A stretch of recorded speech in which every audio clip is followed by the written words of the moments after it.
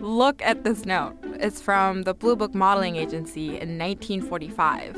It says Norma Jean, who you might also know as Marilyn Monroe, was in fact a size 12. She was, but back in the 50s, a size 12 was very thin. That was a model. A size 12 then would be about a 6 now.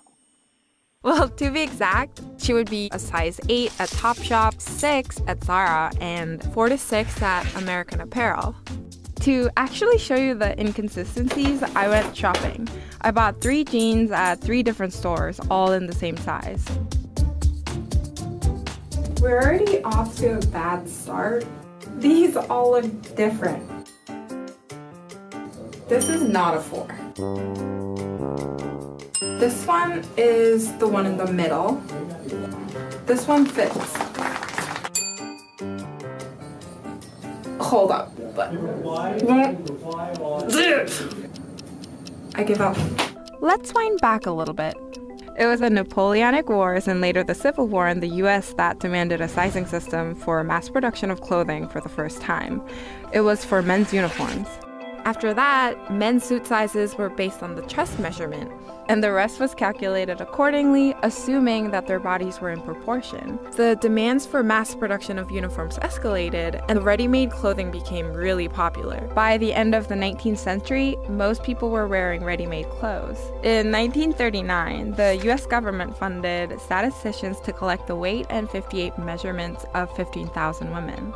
They only used white women, even though they took measurements of women of color. They did not include them in the study or in the calculations. The women who were most likely to turn out for the study were the poor women because they would be paid. So I think the data set even back then was possibly malnourished women, certainly poor women, and not very diverse group of women.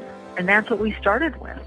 They were looking for key measurements that could predict the sizes of other parts of the body, the way chest sizes had for men. But women's bodies with variable breast and hip sizes were much harder to summarize with a single number. So the data was used to create a system in 1958 with sizes from 8 to 42, which was just arbitrary numbers based out of bust size combined with a letter for height and a plus minus for hips. The sizing chart was really unpopular, so they made some updates, but finally in 1983 it was completely withdrawn. In the 1970s and 80s, companies started labeling sizes down and adding lower numbers like 2, 0, and now even a 00. So the waist measurement that used to be a size 12 became an 8. Vanity sizing specifically is when the size on the label is lowered artificially in order to attempt to get somebody to buy the garment. So you're appealing to the person's vanity. Sizing became a marketing tool. I think it's done because the women are getting bigger and we're just addressing that. When the first standardizing chart came out in 1958, it was mostly built out of malnourished white women. Now that there's such a wide group of people to cover, the retailers are picking a certain group of people to sell to, honing in on what works with that group and what doesn't. I think we're more aiming for our own target markets.